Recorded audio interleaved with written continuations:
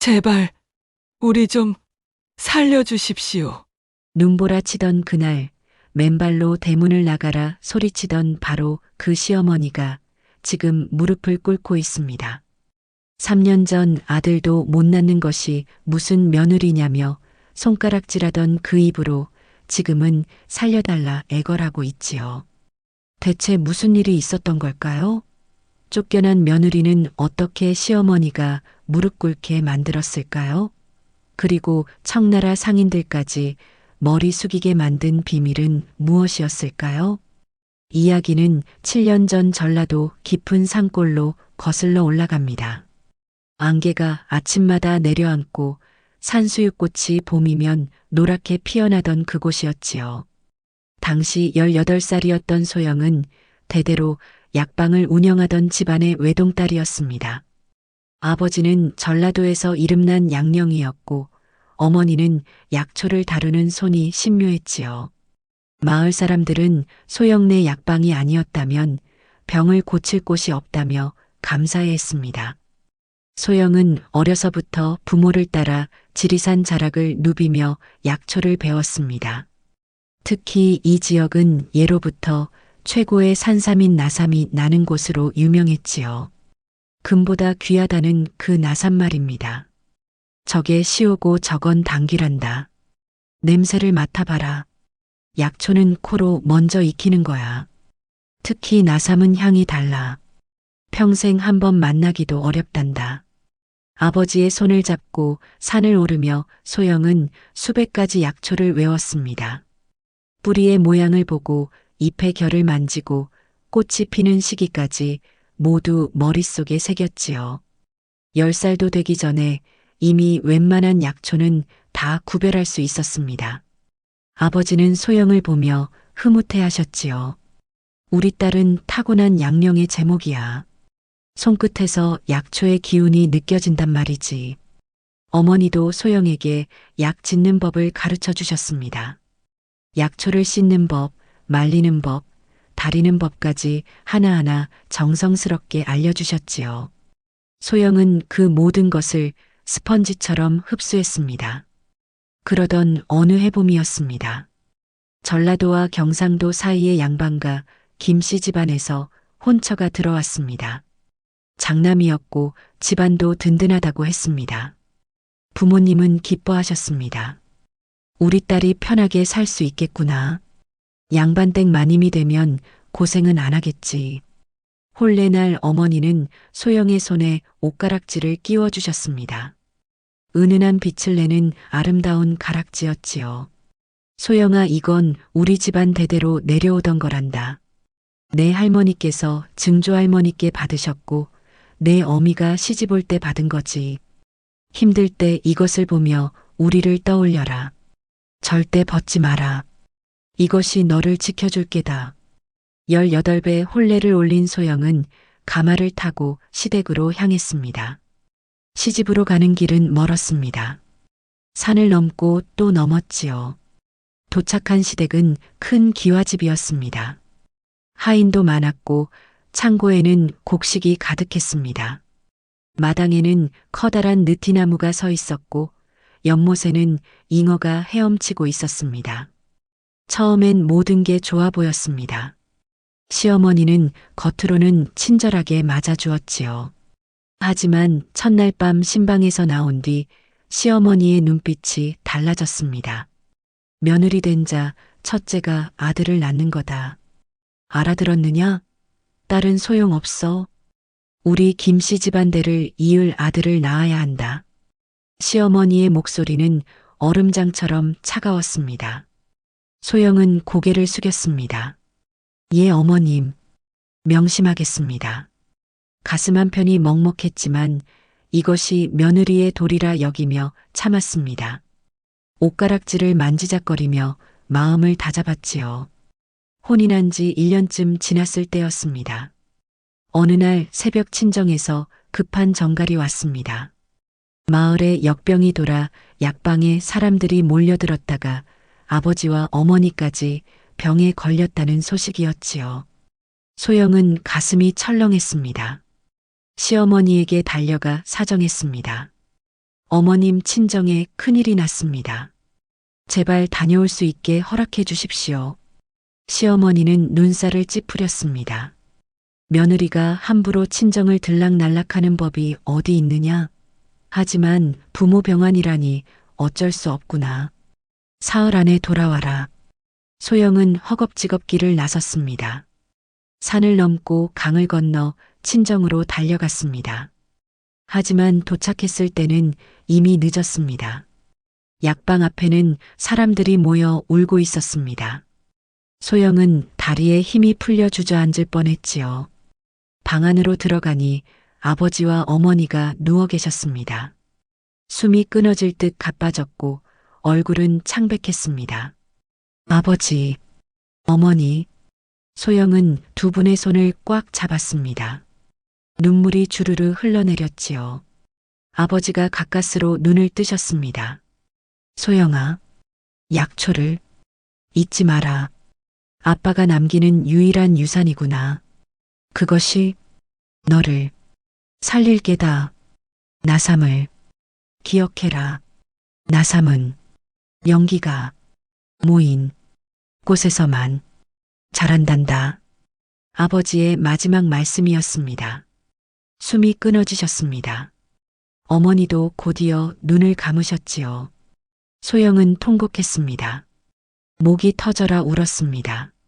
하지만 돌아가신 분들은 돌아오지 않았습니다. 장례를 치르는 동안 더 큰 충격이 기다리고 있었습니다. 약방은 빚쟁이들에게 넘어갔습니다.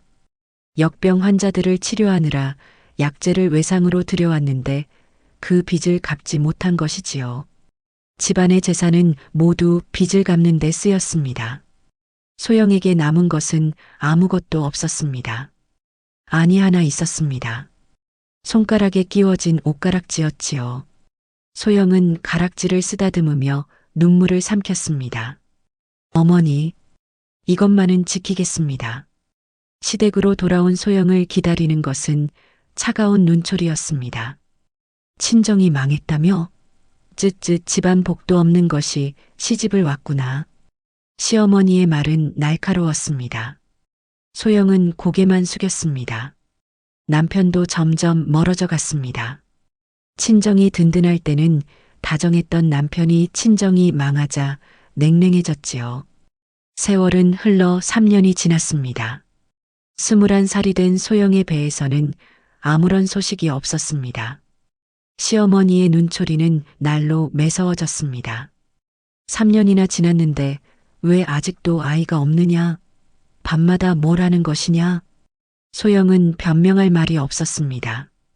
그저 고개만 숙였지요. 남편도 소영을 멀리했습니다. 밤에도 다른 방에서 잤습니다. 그해 가을이었습니다. 남편이 첩을 들였습니다. 마을 주막집 딸이었지요. 얼굴이 예쁘고 몸매가 풍만했습니다. 시어머니는 오히려 기뻐했습니다. 그래, 우리 아들한테는 그런 여자가 어울려. 생기 있고 건강한 여자 말이야. 첩이 들어온 지 석 달 만에 임신 소식이 들렸습니다. 시어머니는 하늘을 우러러 감사했습니다. 하늘이시여 감사합니다. 드디어 우리 집안에 아들이 태어나겠구나. 소영은 뒷방에서 그 소리를 들으며 눈물만 흘렸습니다. 옷가락질을 만지작거리며 어머니를 그리워했지요. 그해 겨울이었습니다. 첩이 아들을 낳았습니다. 집안은 잔치 분위기였습니다. 북이 울리고 떡이 쪄지고 마을 사람들이 모여들었지요. 시어머니는 갓난아이를 안고 웃음을 터뜨렸습니다. 우리 손자, 우리 귀한 손자.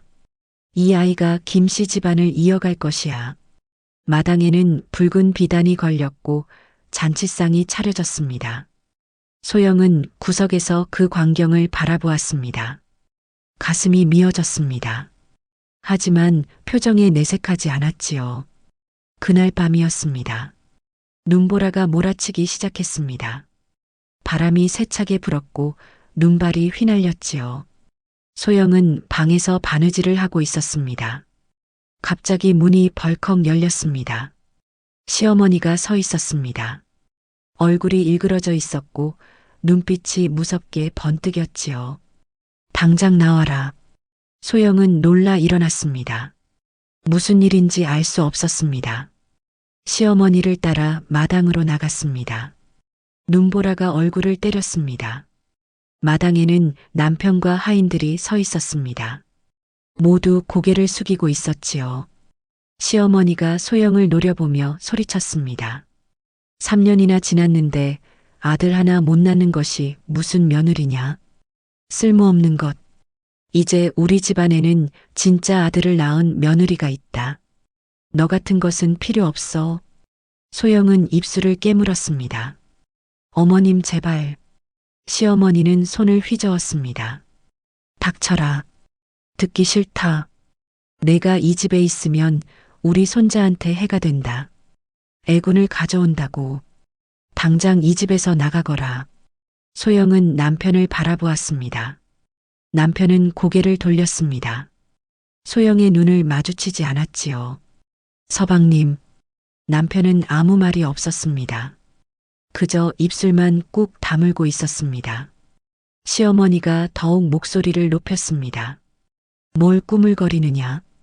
당장 짐 싸서 나가라고. 여봐라, 저것의 옷까지나 챙겨주거라. 하인이 낡은 보따리 하나를 가져왔습니다. 그 안에는 해진 옷 두어 벌 뿐이었지요. 소영이 시집올 때 가져온 옷도 아니었습니다. 가장 낡은 옷들만 골라 넣었습니다. 시어머니는 계속 소리쳤습니다. 빨리 나가지 못해. 이 집 문턱을 다시는 넘보지 마라. 내가 이 집에 있었던 것 자체가 수치야. 친정도 망하고 아들도 못 낳고 대체 뭘 할 줄 아는 게 뭐냐? 소영은 눈물이 핑 돌았습니다. 그저 보따리를 들고 대문을 향해 걸어갔지요. 맨발이었습니다. 신발조차 제대로 신을 틈을 주지 않았습니다. 시어머니가 뒤에서 소리쳤습니다. 다시는 돌아올 생각 마라. 너 같은 거 필요 없어. 썩 꺼져라. 대문을 나서는 순간 눈보라가 소영을 덮쳤습니다. 차갑고 매서웠습니다. 뒤에서 대문이 쿵 닫히는 소리가 들렸지요. 소영은 옷가락질을 쓰다듬었습니다. 손가락에서 가락지의 차가운 감촉이 느껴졌습니다. 이것만이 유일한 친정의 흔적이었고 유일한 재산이었습니다. 어디로 가야 할까? 친정도 없고 의지할 곳도 없는데 발바닥이 얼어붙었습니다. 눈 위를 맨발로 걷자니 살이 찢어지는 듯 했습니다. 하지만 멈출 수 없었습니다. 그저 앞으로 걸어갈 뿐이었지요. 제사장 마이너스 명당과 도사의 만남. 정처 없이 산길을 헤매던 소영은 점점 지쳐갔습니다. 눈은 점점 더 많이 내렸고 바람은 점점 더 세차게 불었지요. 소영은 비틀거리며 걸었습니다. 얼마나 걸었을까요? 소영은 그만 눈 속에 쓰러지고 말았습니다. 의식이 흐릿해졌습니다. 몸이 점점 차갑게 식어갔지요. 이대로 얼어 죽는구나. 어머니 아버지. 저도 이제 그곳으로 가는 건가요? 눈을 감으려는 순간이었습니다. 코끝에 묘한 향이 스며들었습니다. 흙냄새도 아니고 나무 냄새도 아닌 아주 특별한 향이었지요. 이 향은 설마. 소영은 본능적으로 눈을 떴습니다. 아버지가 평생 한번 캐봤다던 그 나삼의 향이었습니다. 소영은 힘을 짜내어 일어났습니다. 눈을 헤치고 주변을 살폈지요. 믿을 수 없는 광경이 펼쳐졌습니다. 눈 아래 숨어 있던 것은 바로 나삼이었습니다. 한 뿌리가 아니었습니다. 여기저기 듬성듬성 자라고 있었지요. 소영은 떨리는 손으로 눈을 더 헤쳤습니다. 하나, 둘, 셋. 계속 세어보니 무려 50여 뿌리가 넘었습니다. 크기도 제각각이었습니다. 손가락만 한 작은 것부터 손바닥만 한 큰 것까지 있었지요. 하늘이시여, 저를 살려주시는 겁니까?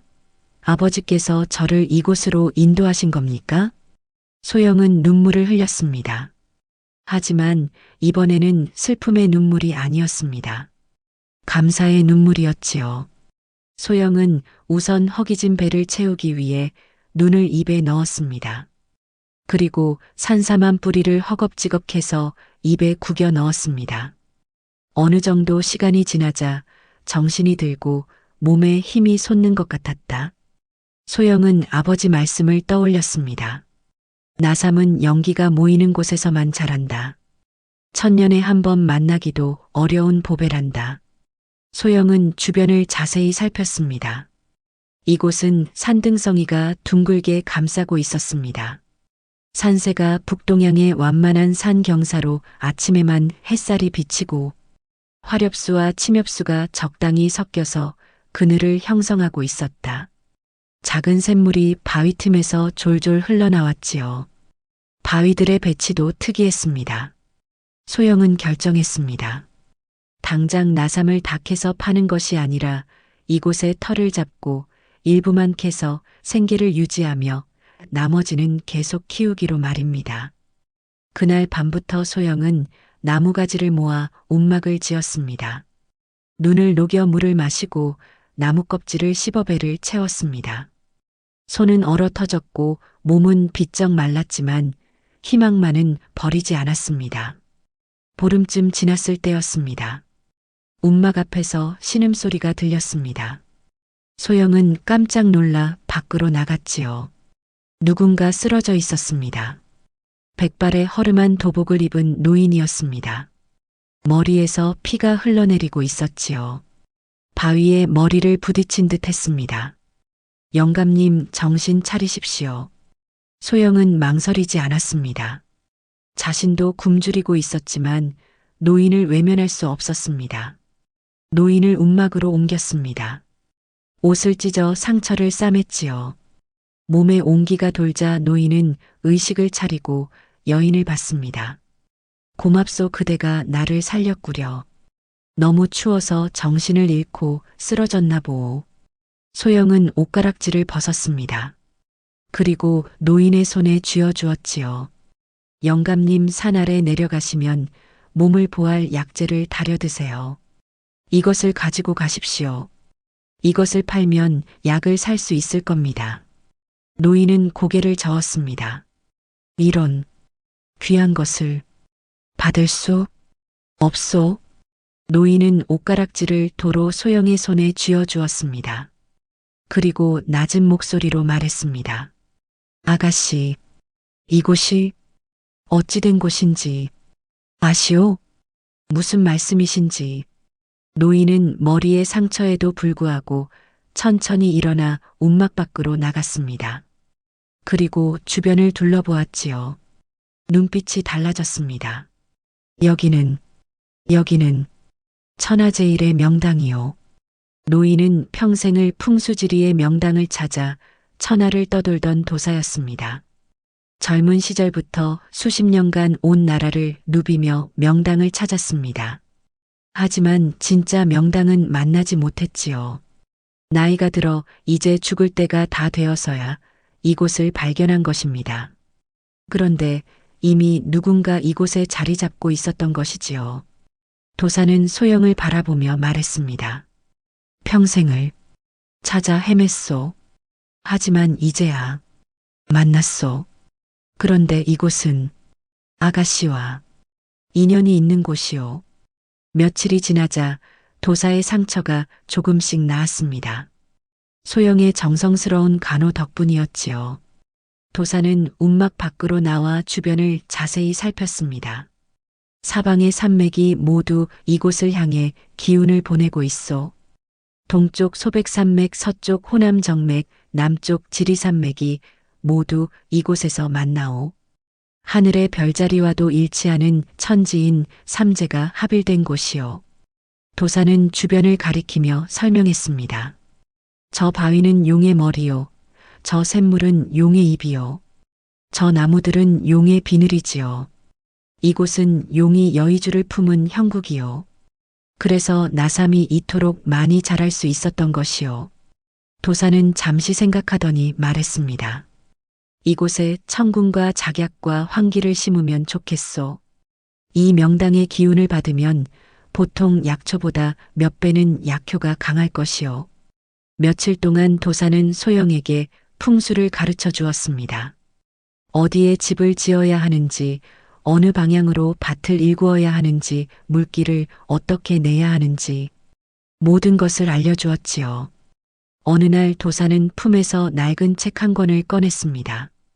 이것은 산삼을 심어 키우는 법이요. 가삼이라 하지요.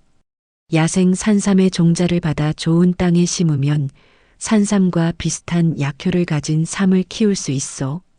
이 명당에서라면 더욱 귀한 가삼을 키울 수 있을 것이요. 도사는 일어서며 말했습니다. 아가씨, 이곳은 그대와 인연이 있어. 내가 찾았지만 내 것이 아니오. 그대가 이곳을 지키시오. 평생을 찾아 헤맨 보람이 있구려. 이제 마음 편히 갈 수 있겠소. 며칠 후 도사는 떠났습니다. 하지만 소영에게 큰 선물을 남겼습니다. 바로 풍수의 지혜와 가삼 재배법이었습니다. 봄이 오자 소영은 나삼 몇 뿌리를 조심스럽게 캤습니다. 아버지가 가르쳐 준 대로 정성스럽게 캤지요. 뿌리가 상하지 않게 조심조심 흙을 파냈습니다. 작은 것 5뿌리를 캤습니다. 각각 서너 돈중씩 나가는 것들이었지요. 소영은 나삼을 깨끗이 씻어 천으로 조심스럽게 쌌습니다. 전주 양령시로 향했습니다. 산을 내려가는 길은 험했습니다. 하지만 소영은 포기하지 않았지요. 두 손으로 나삼 보따리를 꼭 안고 걸었습니다. 양령시에 도착하니 상인들이 웅성거리고 있었습니다. 온갖 약재가 쌓여 있었고 사람들이 북적거렸지요. 소영은 가장 큰 약재상을 찾아갔습니다. 주인 어른 나삼을 팔고자 합니다. 상인은 소영을 위아래로 훑어보았습니다.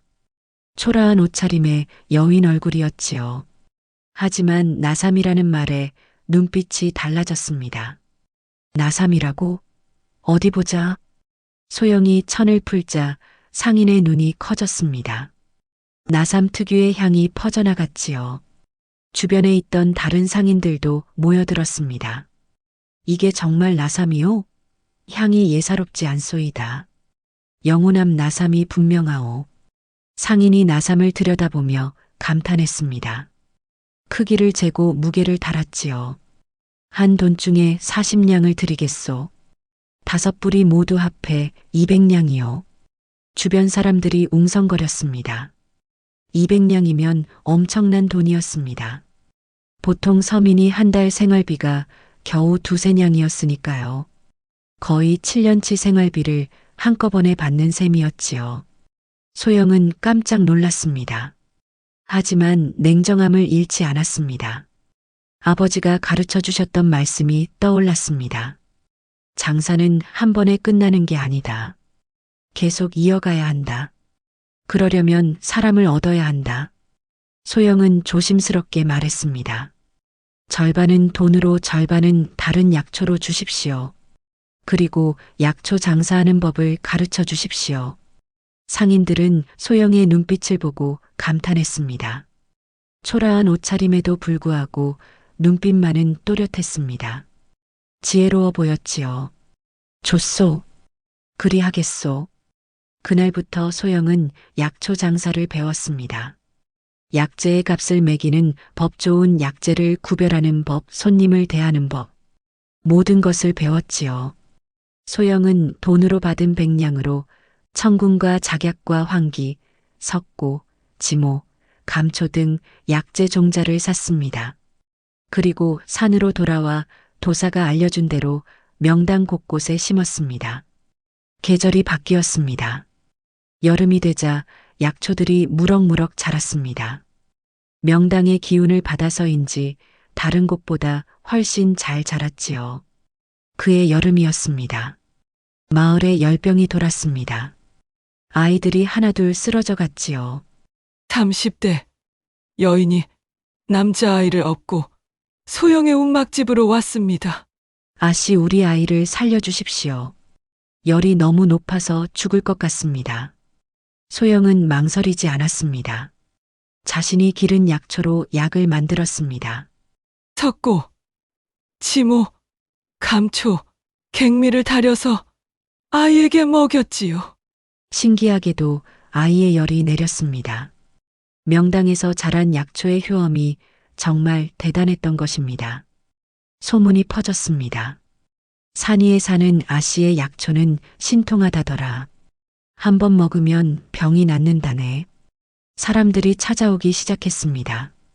소영은 고민했습니다.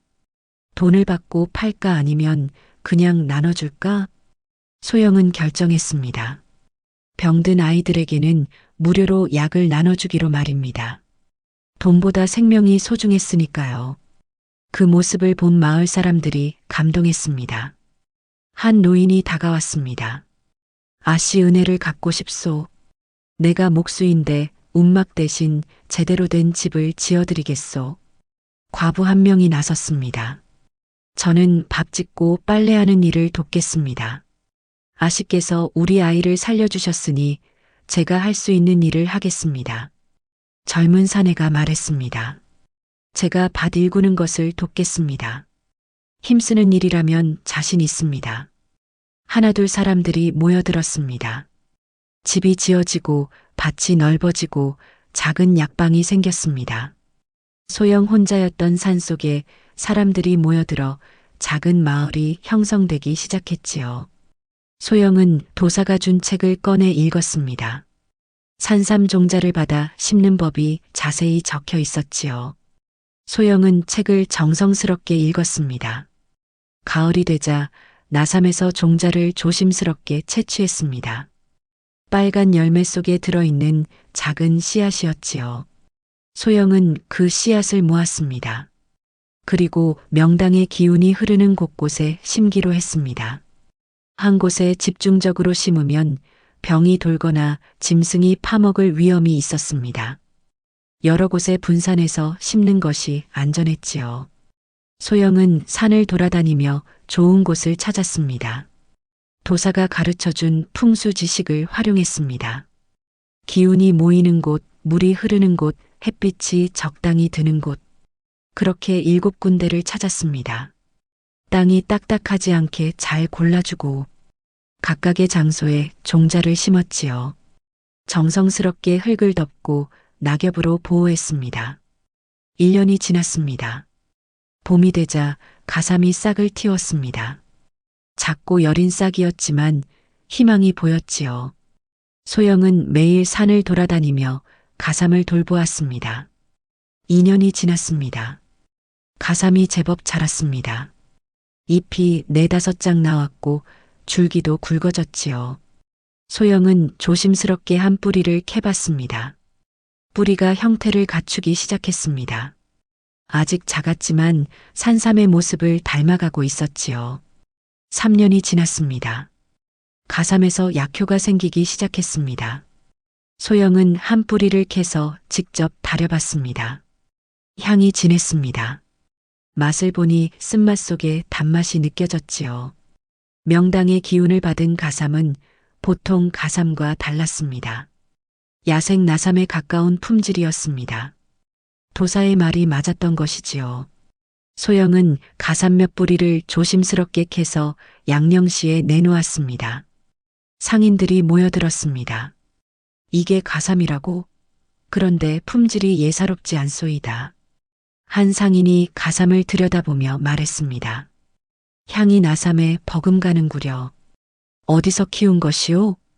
소영은 웃으며 대답했습니다. 좋은 땅에서 정성껏 키웠습니다.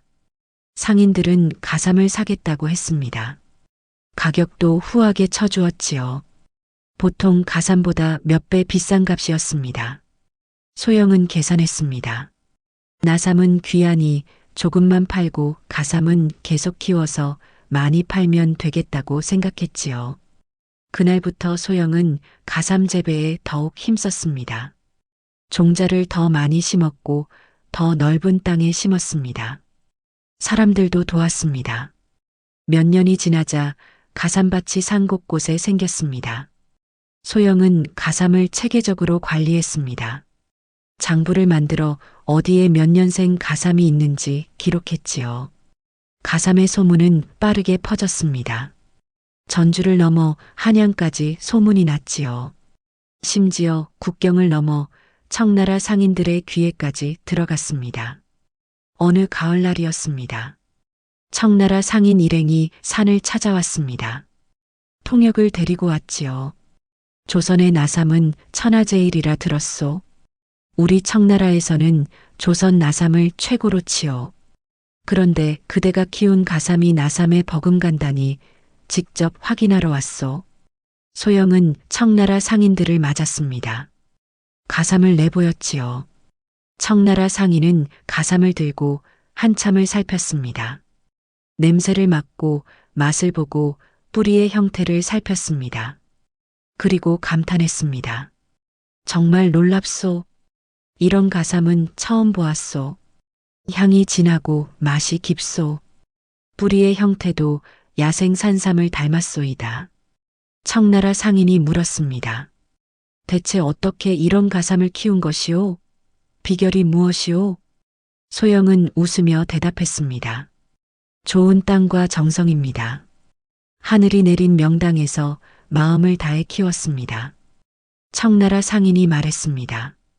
우리 청나라 황실에 바치고 싶소. 얼마든지 사드리겠소. 값은 후하게 쳐드리겠소. 소영은 신중하게 생각했습니다. 한 번에 많이 팔까 아니면 정기적으로 조금씩 팔까? 소영은 현명하게 선택했습니다. 1년에 4번 계절마다 일정량씩 드리겠습니다. 그것이 품질을 유지하는 길입니다.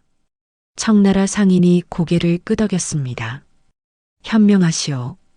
그리하겠소. 봄, 여름, 가을, 겨울 계절마다 찾아오겠소. 그날부터 정기적인 거래가 시작되었습니다.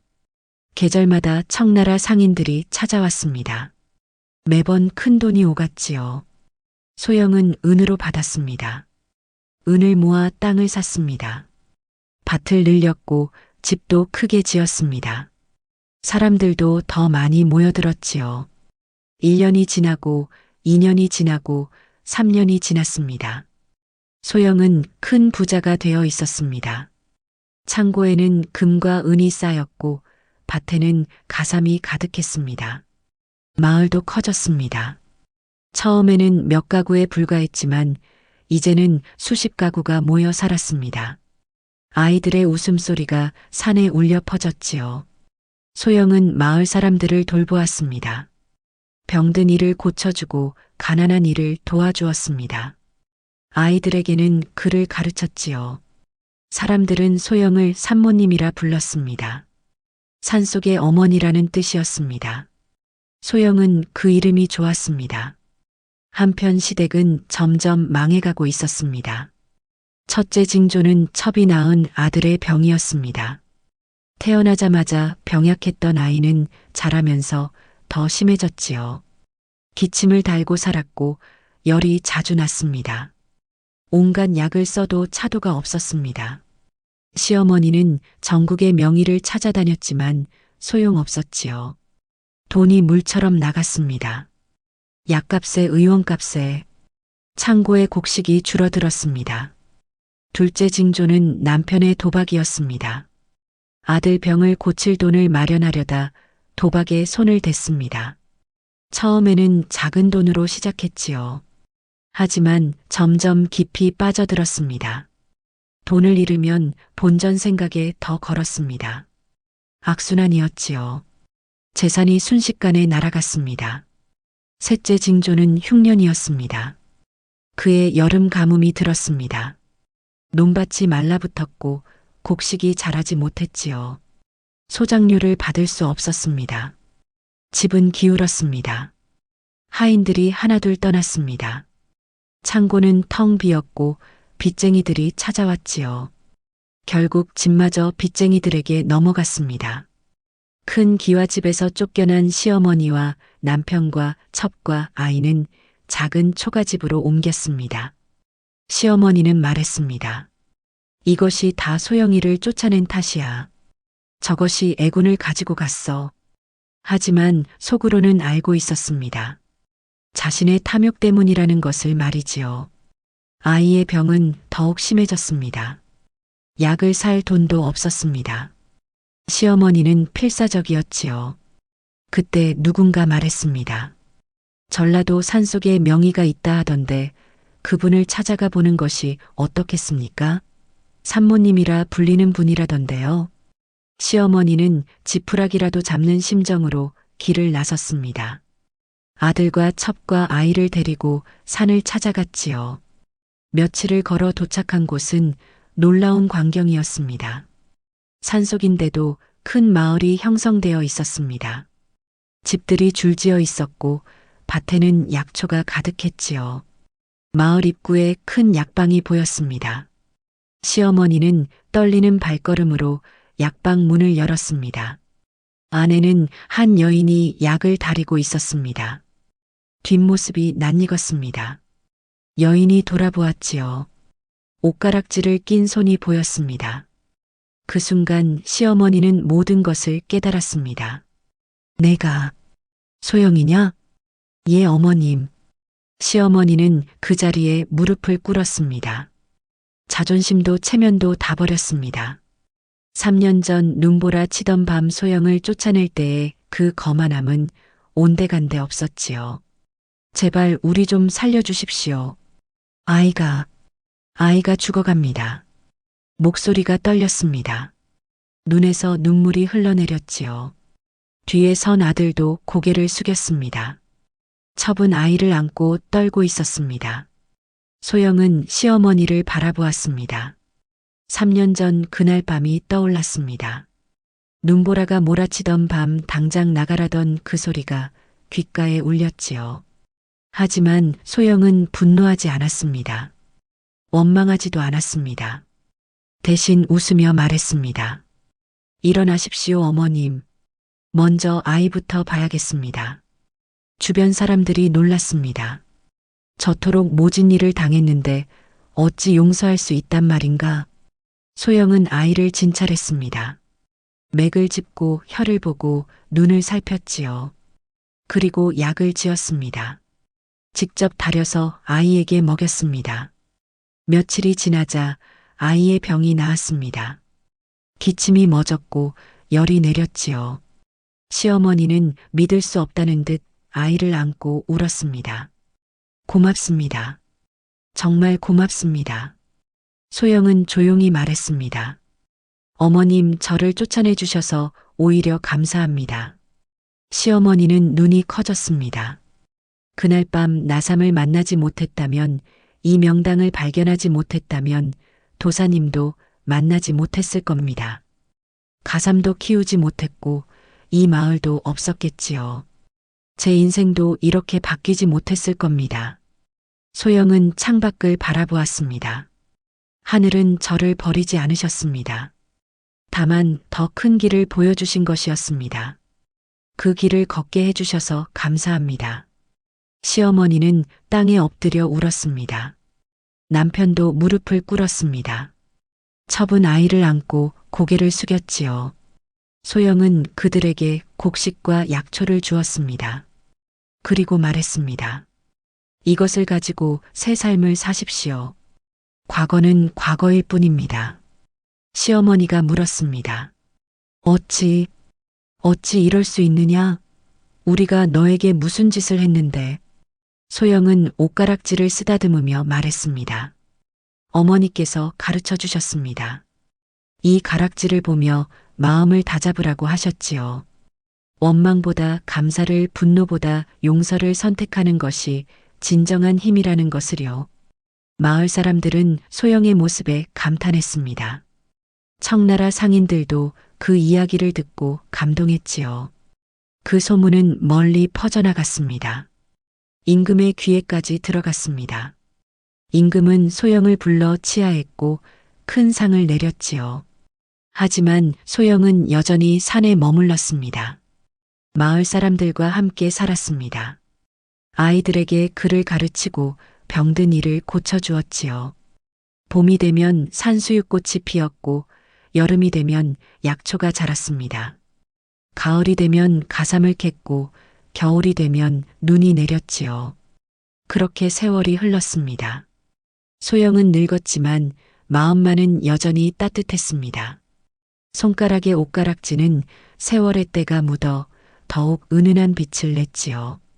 어느 날 소영은 명당 한가운데 앉아 하늘을 바라보았습니다.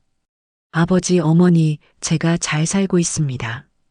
걱정 마세요. 바람이 불어왔습니다. 마치 대답하는 것 같았지요. 소영은 미소 지었습니다. 인생은 참으로 알 수 없는 법입니다. 어제의 불행이 오늘의 행복이 되고 어제의 추방이 오늘의 축복이 되었습니다. 하늘은 결코 사람을 버리지 않습니다. 다만 때로는 다른 길을 보여줄 뿐이지요.